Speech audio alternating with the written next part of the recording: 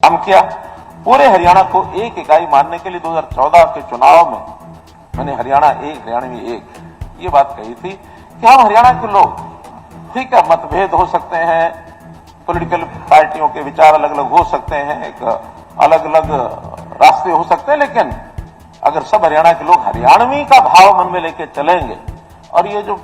एक पेटी पॉलिटिक्स जो होती है, खास करके उसमें जातिगत पॉलिटिक्स जरूर कहूंगा, उसके कारण से सारा देश और दुनिया भी कई बार उसमें लगी रहती है और हमारे यहाँ खत्म हो गया, ऐसा नहीं है, कितना हम कम कर सकते हैं उस ओर मैंने कदम आगे बढ़ाया और हरियाणा एक, हरियाणा में एक की बात मैंने कही, उसका भी मुझे एक बहुत बड़ा जनता ने जो श्रेय दिया, लाभ मिला। हमने सदन को चलाते समय सदन के सदस्यों के सुझाव भी लिए, चाहे बजट सेशन हो चाहे आगे पीछे, कोशिश की है कि हर सुझाव का कोई ना कोई जवाब या तो जो उसी समय सदन पर के पटल पर दिया जाए, नहीं तो बाद में अधिकारी उसका डिमांड्स है, जवाब है, सबको नोट करके जितना मैक्सिमम उसका दे सकते हैं दें। जनता से सीधी बातें पूछने के लिए भी हमने कुछ सिस्टम बनाए, चाहे वो ग्राम दर्शन है, चाहे वो नगर दर्शन है, चाहे वो जनसंवाद का हमारा पोर्टल बना है, चाहे वो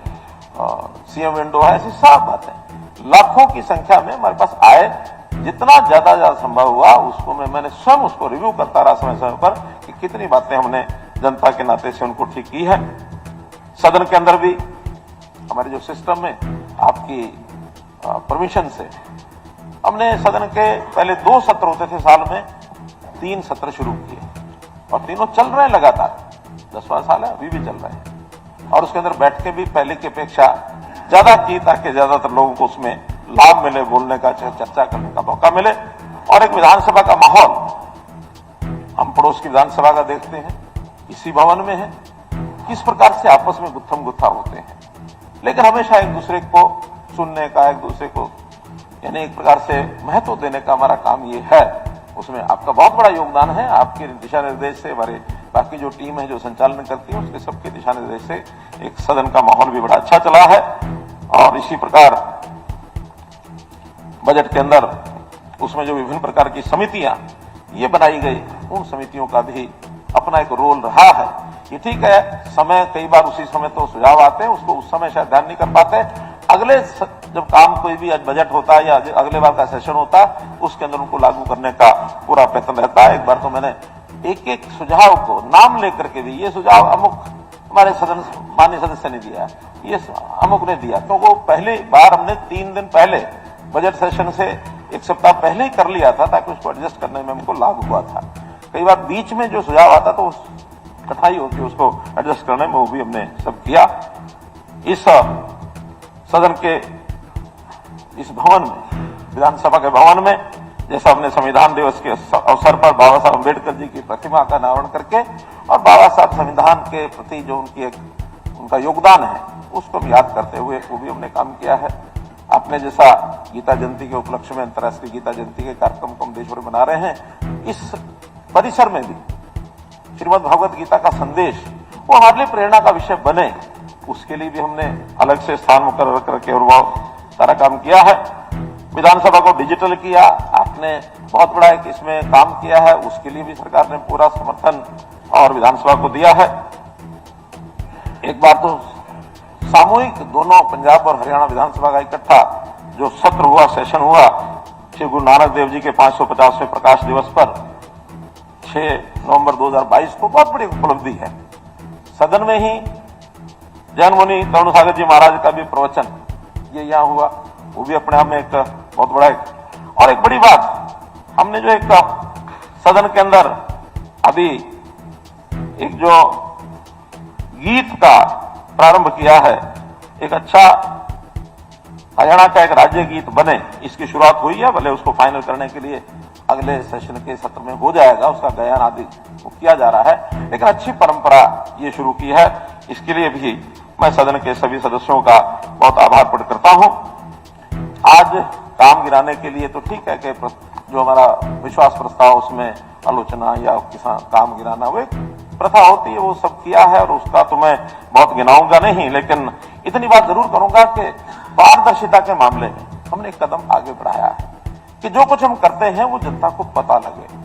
ठीक करते हैं, गलत करते हैं, गलत करेंगे तो सुझाव आएंगे ठीक करने के लिए, सब तरफ से वो सब आते हैं, उसको हम ठीक करने की कोशिश भी करते हैं, वो भी हमने सब किया है।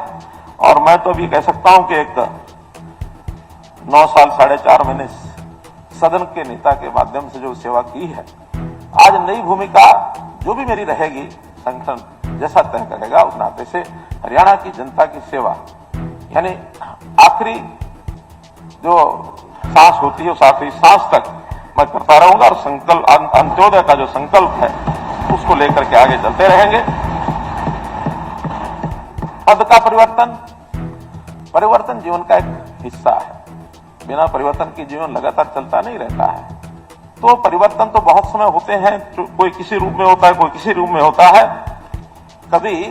जीवन में चलते हुए मोड़ आते हैं, यानी मोड़ आ जाए तो मुड़ना पड़ता है। इसे रास्ता बदलना नहीं कहते हैं, मोड़ आता मुड़ना पड़ता। तो इसलिए अगर कोई अच्छाई के लिए कोई काम किया जाता है उसको कभी भी किसी और दृष्टि से नहीं देखना चाहिए। तो हम तो हमेशा हम ना होंगे, कोई हमसा होगा, वो हमारे नायब श्रेणी जैसा होगा। आखिर तो इस सदन के नेता के नाते से हमने मिलकर काम करना है। मैं इतनी बात कहूंगा कि आज से पहले भी हमारे इस कार्यकाल में 3 उपचुनाव हुए। जब उपचुनाव होता है तो कोई ना कोई विधानसभा की सीट खाली होती है, तभी वो उपचुनाव आता है। और जब उपचुनाव जहां आए, मैंने हमेशा वहां जाके कहा कि भले ही कुछ दिन के लिए आपके यहां विधायक कोई और नहीं होगा, लेकिन मुख्यमंत्री के नाते मेरा ये दायित्व है कि उस विधानसभा की देखरेख जब तक नई व्यवस्था नहीं बन जाती तब तक मैं करूंगा, और एक दायित्व उस नाते से मैं करता हूं। अब एक विषय और जो मैं सदन के सामने आज मैंने जनता की सेवा करते हुए एक विधानसभा का चुनाव किया। करनाल के लोगों ने मुझे भारी मतों से पहली बार भी और दूसरी बार भी चुनाव के भेजा।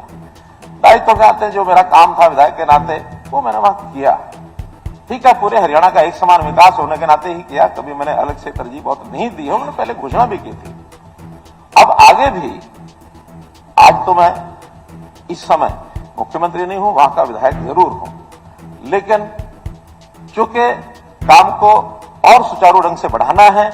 अभी हमारे मुख्यमंत्री जी, क्योंकि अभी ये तो चुनाव नहीं लड़े हैं, अब चुनाव नहीं लड़े हैं तो इनको भी किसी प्रदेश की किसी जगह की सेवा करने का मौका मिले, तो मैं इस सदन के सामने मैं एक महान सदन के सामने घोषणा करता हूं कि मैं आज करनाल विधानसभा से त्यागपत्र देता हूं। आज से करनाल की विधानसभा की देखरेख हमारे नए नेता, हमारे प्रधानमंत्री, हमारे मुख्यमंत्री जी उसकी देखरेख करें, और मेरे जिम्मे